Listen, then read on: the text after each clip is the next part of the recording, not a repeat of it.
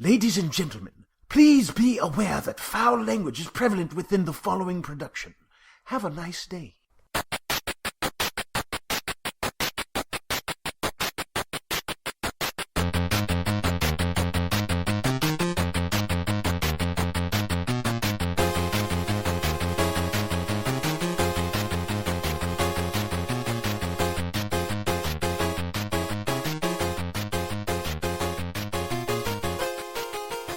Welcome back to another episode of the Offenders Podcast. As always, I'm Kyle, joined by my co-host, Evan. Hello, Evan. The fuck? What'd you call me? Look, I'm being international, goddammit. I'm trying to put some fucking culture in your life. Sitting next to me is my friend Shane. I don't know these people. I'm from Sweden. God damn it. Fucking Swedes. All right, Evan, well, talking about putting culture into people's lives from a hillbilly's perspective, what's the first thing we're going to talk about today? We're going to talk about the First Amendment and Chuck Dynasty. Excuse me, Duck Dynasty, and how all of its followers, who are the most patriotic Americans in the world, don't fucking understand the First Amendment! Fair enough. So, should we start with what was said and what led to this? Yes, please. Go right ahead. All right, so Phil Robertson, who I guess is the father of the family on Duck Dynasty, which is basically a show about hillbillies being hillbillies. And if you haven't seen it, or don't even know what it is, I don't know where you've been, because I don't have TV and I still know what it is. If you have a beard, countless you have been compared to the show. And fuck those fucking assholes who say that. Yeah, pretty much. Because it's just it's a bunch of guys who have these really long beards and they own some kind of business. I think they make duck collars. Yeah. That sounds funny. It sounds stupid. It's for duck formal wear. Yeah. Hello? Oh, it's a duck collar. God damn it. They're leading the people that buy the most products from us is Aflac. Every goddamn day. They make like duck whistles or whatever. Yeah. But they all have really long beards, and they look like they all are big fans of ZZ Top. But recently, within the last 3 weeks or so, the father, Phil Robertson, was interviewed, and he said some things that weren't too good. Let's see what it was. He said, somebody asked him, I guess they were in an interview, who was asked about homosexuality, and he said, start with homosexual behavior and just morph from there. Bestiality, sleeping around with this woman and that woman and those men. So a lot of people got upset because he was basically comparing homosexual behavior or gay sex to having sex with animals. So the response... It's the marijuana of sex. It's the gateway drug. It is. Homosexual... No, it's the gateway drug. The gateway drug. Yes. So A&E's response was to suspend him from the show. Now, they didn't cancel the show. They suspended him. Okay? So, but his family, as a response, stood up for him and said, well, if he's not on the show, we're not going to do the show. So I will say this. I don't have respect for what he said or his opinion, but I do have respect for his family for deciding to stand by their father in this. But at the same time, they kind of have A&E by the balls because Duck Dynasty, I think, is the highest rated television show. So they know that if they do this and A&E cancels them, they're going to be bought up immediately. So it really wasn't like a big deal on their end.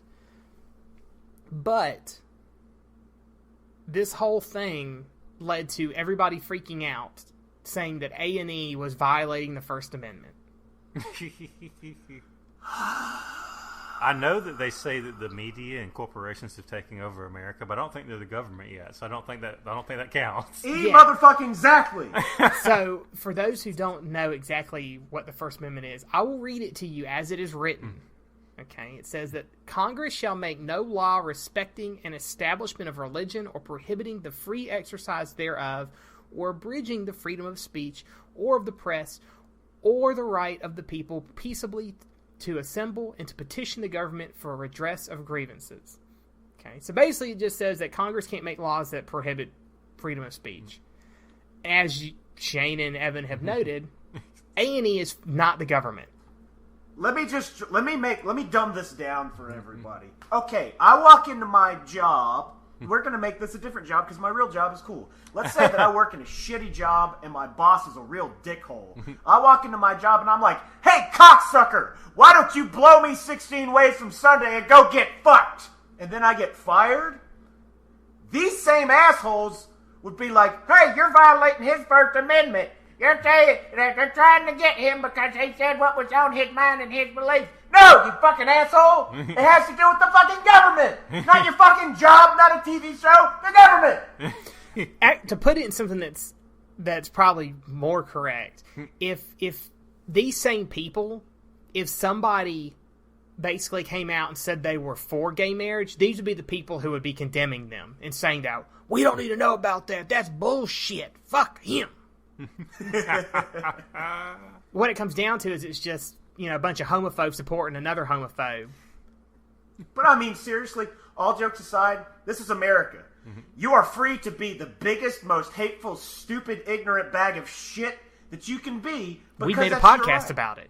Exactly. It could be called Duck Dynasty. It'd be a fucking great TV show. The point is, you can be as stupid and as full of shit as you want, and there's nothing the government can do about it. But if you act that way at your job and you get in trouble with it, don't act like you're some fucking scholar of the goddamn Constitution of the United States and you're more American than somebody else. Just say, hey, tough shit. Don't act like a dickhole at your job next time. Yeah, I think people confuse freedom of speech with freedom to say where the fuck you want with no repercussions. Exactly. And your example is a good one. That's one I actually have used a lot with people. I'm like, if you think that freedom of speech exists in the way that these people want it to, try going into your boss tomorrow and tell them to fuck off and see if you have a job by the end of the day. You're not. Exactly. There's repercussions to what you say. And when you're somebody who's in his position, not saying that he has a position necessarily of power. Well, I mean, unfortunately, I guess he does. But if you're somebody who's in the media like him and you're under some kind of media conglomerate, if you say stuff that like makes a lot of people pissed, you got to expect repercussions for saying that. Yeah. Truthfully, he should have shut his fucking mouth. No one wants to care what his opinion is. They just want to watch him go on TV and do hillbilly shit. And that's the thing. Another thing that flips me out is like people are acting like their lives are being affected by this bullshit. By like taking it off the air, you have ruined my family. Exactly. It's like, dude, I'm sorry that somebody you like on TV is going through hard times, but you know what? They're not your fucking hard times. Okay, you can go down the street and get a fucking slush puppy, and your day is automatically better. First off, fuck that. They are not going through hard times. Because those motherfuckers have so much money, it's ridiculous. And the show has been pre-recorded for the rest of this season. They missed nothing. They pre-recorded all this. Wasn't even an episode not to get paid. It doesn't matter. Nothing happened. Basically, A&E did what a business had to do in this situation, was say, no, bad. But then all these people freak out about it and make it some big deal that it's not. And nothing ever was going to come of it anyways. They weren't going to cancel the show and they weren't going to fire him because they have too much money invested in it, and it's the biggest show on fucking television. Kyle, I know that, but we got to act like we're the stupid people who watch these shows. I've never seen End of the world. What were you going to say, Shane? Oh, I was gonna say about the thing affecting a lot. Do you have any idea how many of those families were right on the edge of death before that show came on, Evan? No. Yeah, they were going to die before the show came on. Were they being hassled by ducks? Were ducks? Yes! The great duck invasion, man. You know how ducks are. We've talked about this. Man, they're ducked up, man. Male or female? Go ducking around Male or female? days. This duck will grind you. That's why they're duck. Those aren't duck. You remember when Kyle said duck whistles? They sell those too. They're like rape whistles for ducks. you blow into them and the duck cops show up. Like Gizmo Duck shows up. He's a good guy, you know. No, they're not. They're not so people show up to save you. They're so people know what's going on and they avoid you. Like, oh shit, supposed to get raped by a duck over there. I'm not going over there. This thing's traveling packs. Motherfuckers need to get their light guns and go on a duck hunt. Getting gang raped by ducks over there. Where's that damn dog at to laugh at him? Where's Darkwing Duck to save our asses? You know, before I actually knew what the show was about, I thought it was like some new DuckTales thing, and I was like, why are so many people like into DuckTales? Like, I liked it as a kid, but is it really that good? And then That's the true fucking Duck Dynasty is DuckTales. Huey, Dewey, Louie, Donald, Scrooge, what is fucking Scrooge name is? McDuck is rolling over in his grave with this TV show taking the name Duck Dynasty. I'm telling you right now. You don't fuck with Scottish ducks, man. But You're violating my First Amendment right. No, you're fibbing. But you know what this goes back to? This kind of goes back to the whole thing when we talked about Paula Deen saying some racist shit. To me, it'd be bigger news if the Duck Dynasty guys came out supporting gay marriage and donating money to the cause. That, to me, would have been like, whoa, these hillbilly guys actually support gay marriage? I thought they were out there killing gay people in the street and beating up black folks. I'm surprised. And then all of their viewership would drop off. It's like, oh, they're more than fucking hippies. Yeah, exactly. Fuck them. If you see pictures of them before the show, though, they look like yuppies. Yeah, They don't some have people beards. think the They're all whole thing's dressed nice. They think it's a fault. It's a fire. It's a fire. Well, it's Most reality reality TV. Of TV, course yeah. it is. I doubt all of their viewers were like that. There's probably some people who didn't think they were like. They're like, oh, this show that's on. I mean, when people were watching Seinfeld, they weren't watching it for Kramer to go on some big rant because of all the shit he said. Now, did they? No. Maybe they didn't know. And then once he did, they were like, I knew he had it in him. Well, you know, I actually watched Could be an the same interview thing with for him. Duck Dynasty. I watched an interview with him about that afterwards, and he was like, the thing, and he's done it, and Tracy Morgan have both done this, where they've gone up there and said racist stuff, and they're like, the thing is I'm going up there and saying this, and it's a comedy act, but evidently I said it to the wrong crowd, and they didn't take it as humor, because people get up on stage and say racist shit all the time. Dave Chappelle's whole act is about racism. Oh, well, now we're talking about black comedians, and there's a huge section. Tracy of them Morgan was a black comedian. I'm just talking about they all like to go up there and make white jokes, and they do it so much that like when they say one that's not that, it abuses me. I'm like, oh, there's a regular joke instead of the same jokes about. Well, I mean, I don't care that they make them about it. It's just boring to me. It's not like I don't say they shouldn't do it. Yeah, I just say it just gets boring because there's a whole lot of that. I just want people to make bad puns all the time. Oh, please, no. Yes, please, yes. No. Some of them some puns are so bad that I just face palm. I'm just like, oh god. The best pun is the one where it physically makes you weaker. Where you can see the person, they're just like, oh, you motherfucker. They crumple Like like a nut Silva shot. did last night. Like, you just see the pain in their eyes, like a puppy just got kicked on TV, and it's just like, yes, your soul is mine. Well, No! Mortal Kombat! Jesus. Think about that next time you make a bad pun. Shang Tsung somewhere is growing stronger. What's great is like I'll make puns but not realize it.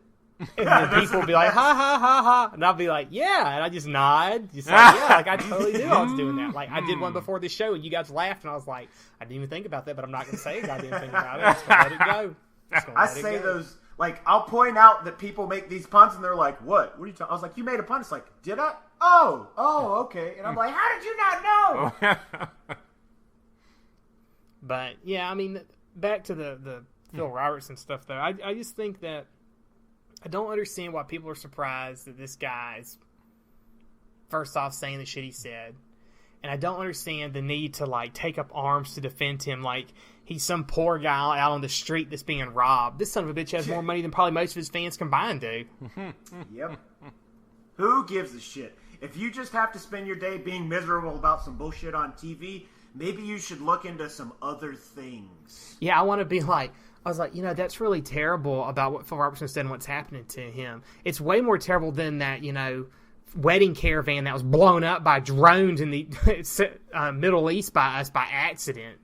Drones just sounds like evil Now robots. see, accident is not a true word. They hit the caravan on purpose. That's true. They just didn't know that it was a wedding. The guy in the fucking control room slipped and he fell on the control panel. Whoops, daisy. It's like, oh, there's a caravan of people going somewhere. Obviously, the terrorists, I'll blow them up. Oh, it was a wedding. That's not an accident.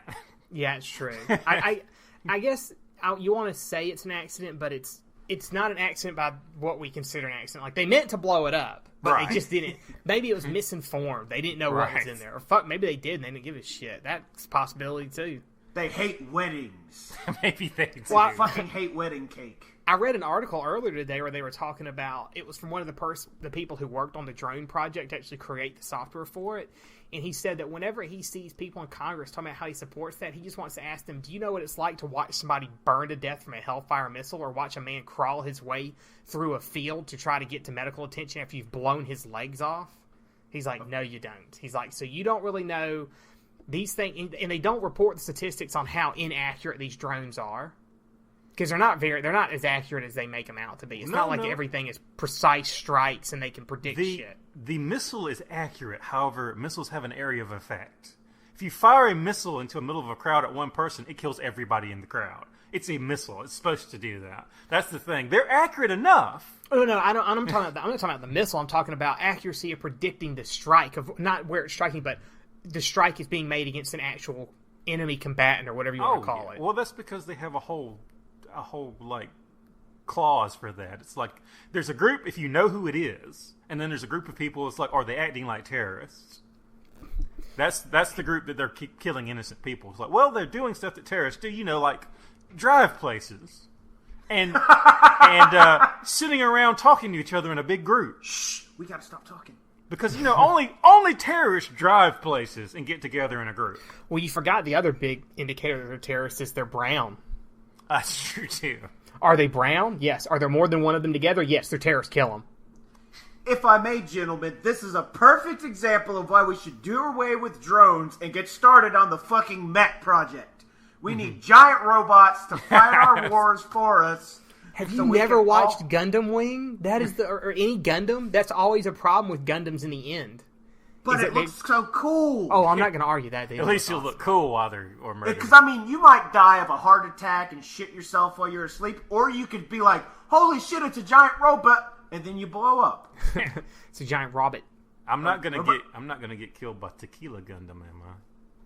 What was the Danish one that was like two windmills? Oh man, that Gundam series was so ridiculous. Like, it basically was just, it should have just been called Racist Gundam, because that's what it was. It was just like, the Gundam from Mexico was called Tequila Gundam. It looked like a giant cat that's wearing like a sombrero, and then like the Danish Gundam, he had windmills.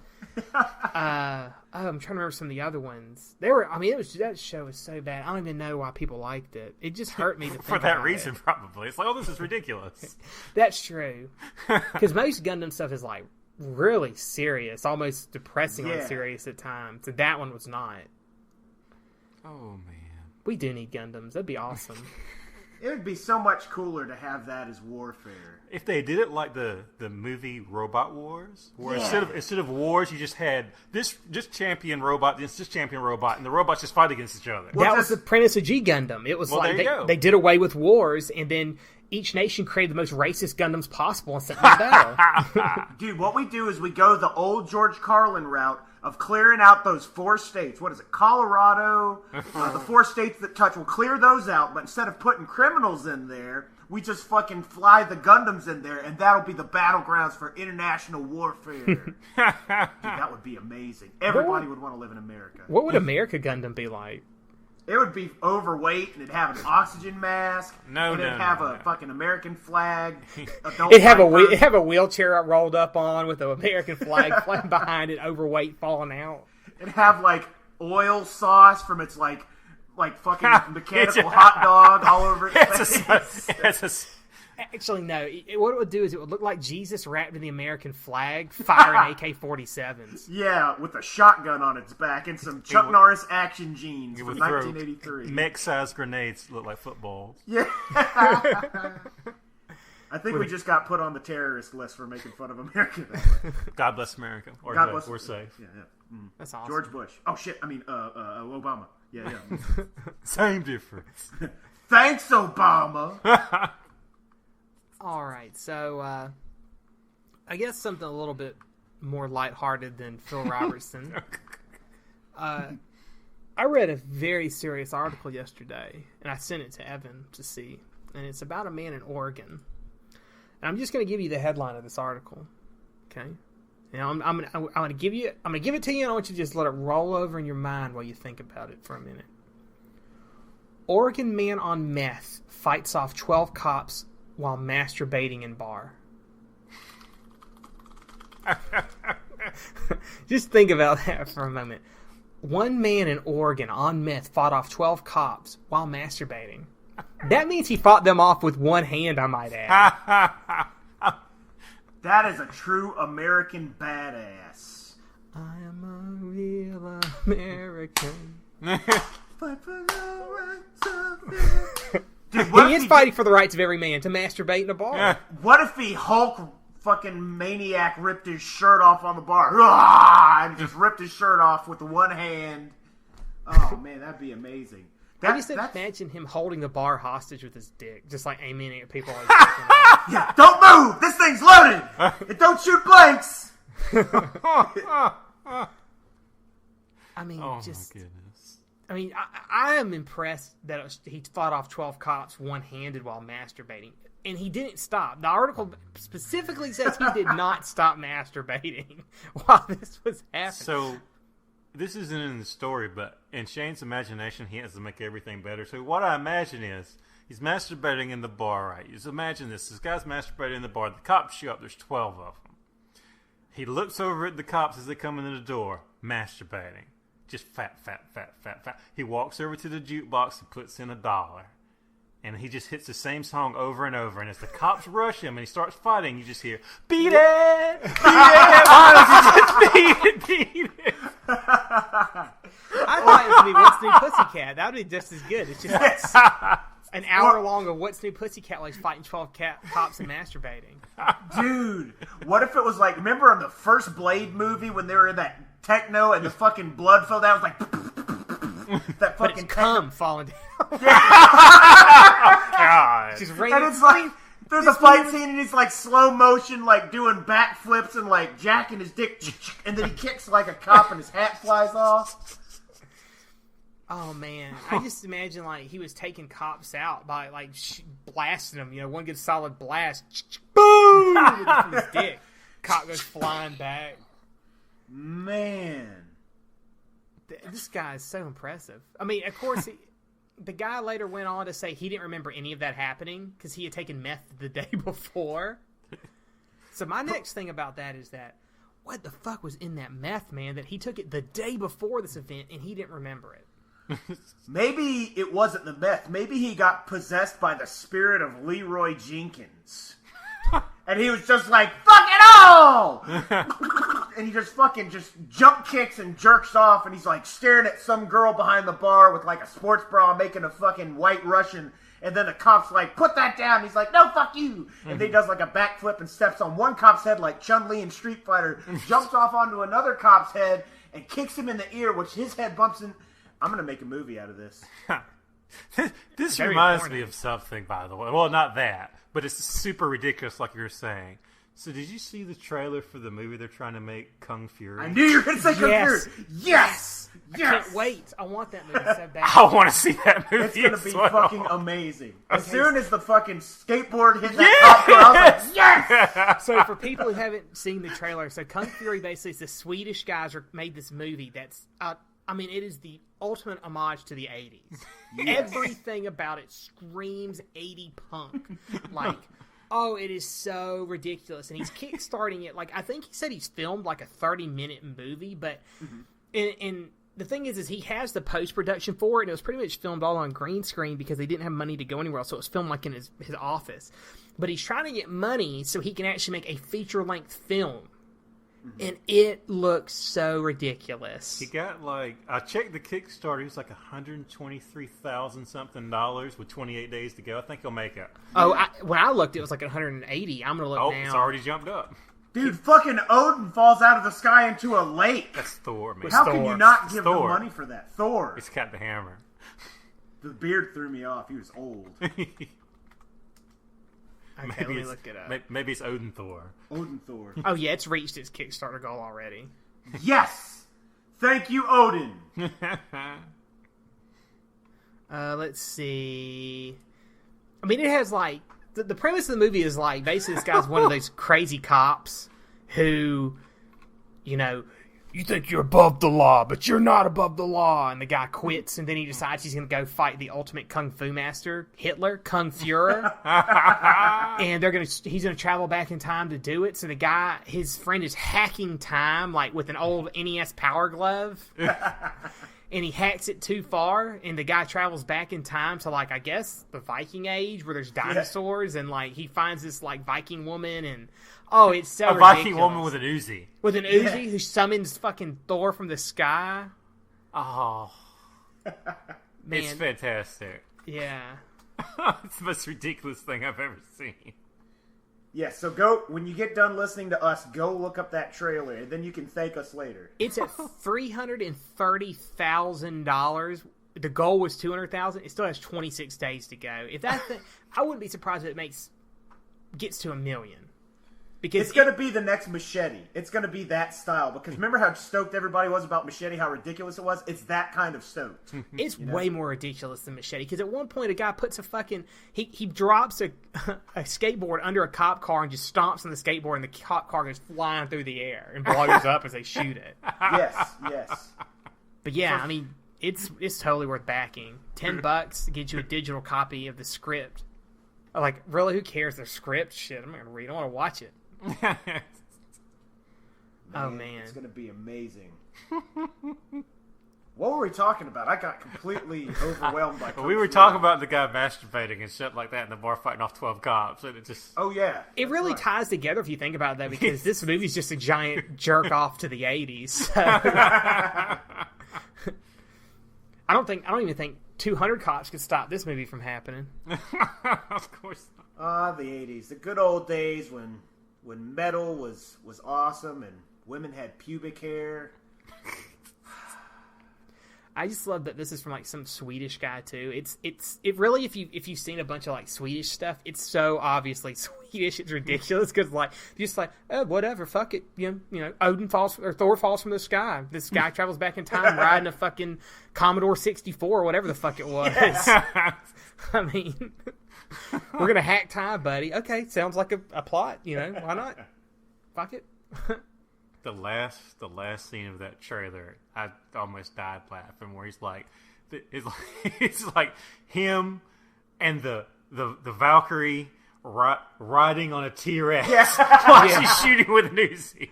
Yep. And I was just like, what the fuck just happened? If the soundtrack to this film is half as awesome as the soundtrack to Double Dragon Neon, which was another homage to the 80s, I am going to be so happy. If you want a good, like, homage to the 80s soundtrack, you should listen to Power Glove's soundtrack he wrote for Far Cry Blood Dragon. Really?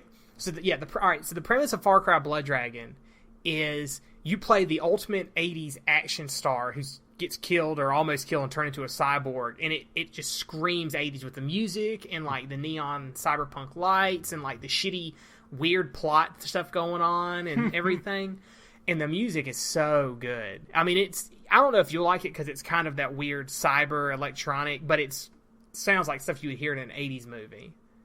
Hey man, it's cool. I've got a Depeche Mode CD somewhere. I can hang. I'm cool with it. I mean, there's not any screaming in it, so I don't know if you'll like it. I can be sensitive sometimes. I can set aside the death metal for a little bit and just say, hey, you know, I feel like relaxing today. I don't want to throw Mack trucks at the sun. I just want to sit here and enjoy the cool weather with the Holy Trinity. That's all. The Holy Trinity? Yeah. Belle Dandy, Shiva, and Amelia Clark. What an odd trinity. That is. That's the most unbalanced trinity ever. That's why it's my Holy Trinity.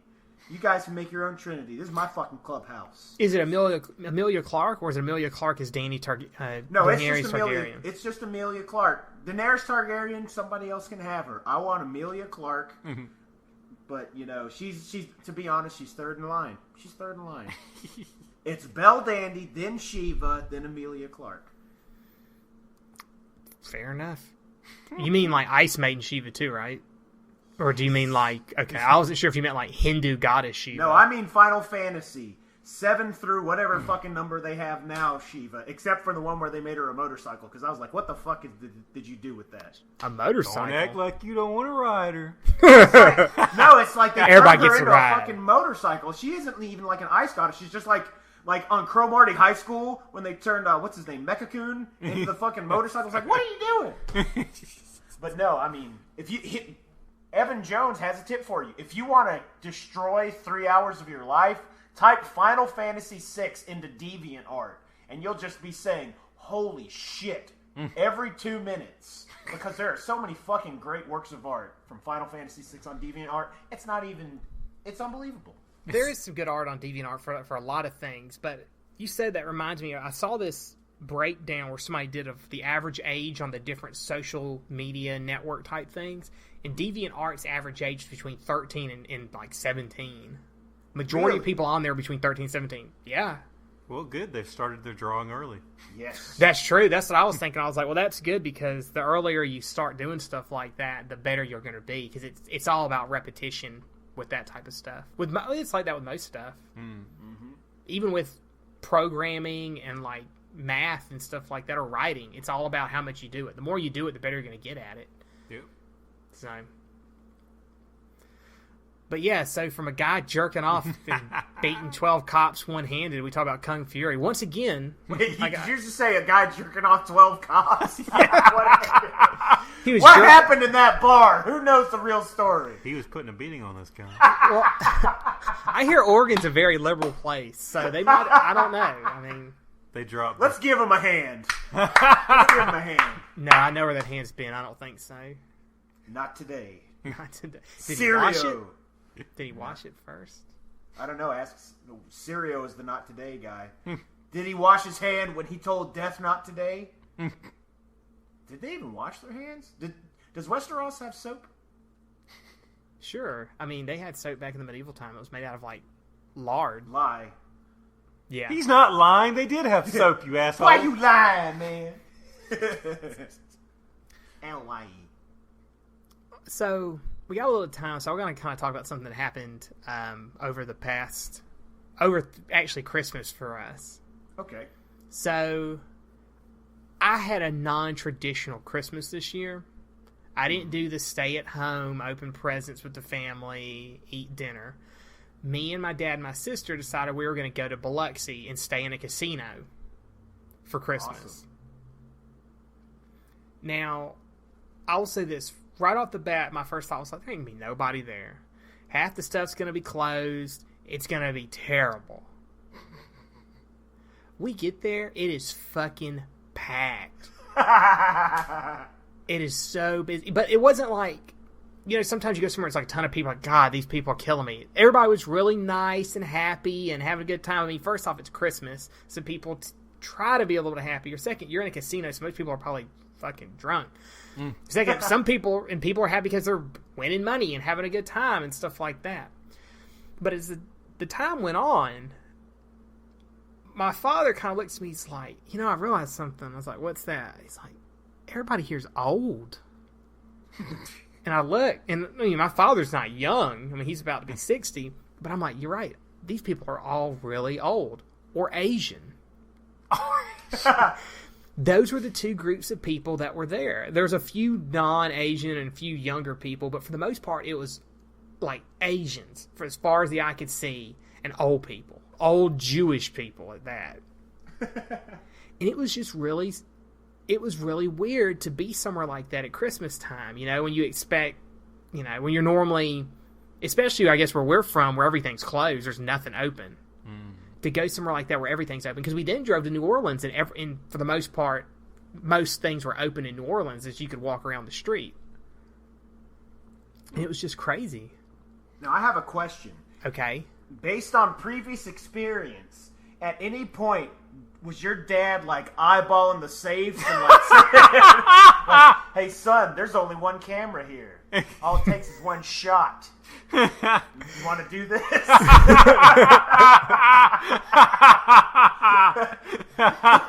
No. We never discussed that. But my father did gamble a lot. He won.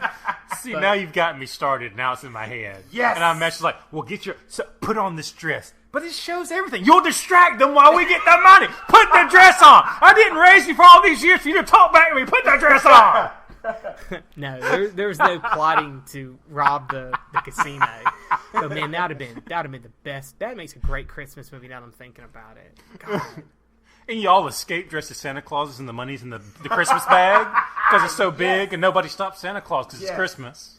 And then, but at the end of it, like because it's a Christmas movie, we feel bad about what we've done, and we go back and we give the money to like an orphanage that's in the casino. Like the children are basically being trained to be dealers, and we feel really bad for them. And so we go and basically buy all the children so they can be free for Christmas and give them all presents with the money that we stole. Oh my god! Sounds great. And you found a hot sauce. Could you tell us what the name of that hot sauce was? So when we were in New Orleans, we were walking around some of the shops, and we went into one of the shops, and they had a bunch of different foods and stuff, and they had a hot sauce that had a little skull on it with a black cloak, and the name of the sauce was Ass Reaper. It's called Ass Reaper hot sauce, and I think the subtitle was "That's Your Ass." That's your ass. You got to say it like Tourette's guy. That's your ass. That's your ass now. Oh my goodness! My dad called one that was like Pecker Stander Upper or something ridiculous like that. Pecker Erect. Pecker Erector or something. Yeah, I can't remember the full name. Erectocaki, the ultimate deterrent.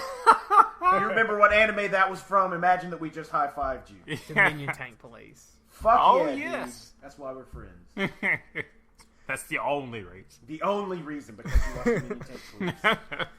But yeah, I'll say this too. I've never been to New Orleans before, but it was cool to go on that day because while there were a lot of people walking around taking a look and not everything was open, it wasn't so busy that you were like crowded and you couldn't go in the street, you couldn't drive through the street. So it was fun to walk around and kind of talk to people, see people playing music in the street, doing whatever, and just walk around the shops without being like elbow to elbow with other tourists. So that was pretty cool.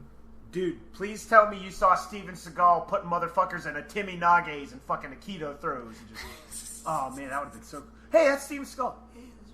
I can't hear you all over the people that you're throwing at me. What did you say? I didn't see any cops, in fact, that you say that, in New Orleans. I didn't see a single fucking They one were of off for them. Christmas. Yeah. So were the criminals, so it's okay. That's cool. It's the one day of the year that they both take off, so they don't have to worry about any problems. A Timmy Nage. A Timmy Nage. It's a Timmy's punching people, isn't it? It's the when somebody throws a punch at you, you grab them and you twist them and you throw them. So It's it's the big a wheel okay. throw I know thing. there was the punch in there somewhere. I'm like, what does he grab him and punch him in the face? Just think, I totally ripped that off from Fatal Fury. That's the Geese Howard move. Oh, Fucking geese. Oh, You know- that where he turns sideways and does the like barely does anything and you fly through the air. A Timmy Flip. Nage, man. you know he stays in his house with your brother. I stay in my house with you, brother. And he's got a. What was it? Marvel versus. It was Capcom versus SNK 2, I think. I swear when he jumped up and throws his fireballs in the air, he goes, "Shit poo kick!"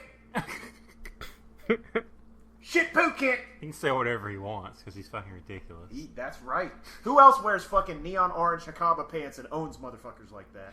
Nobody. He was the final boss for several of them, but somebody who was after him, was it Rugal?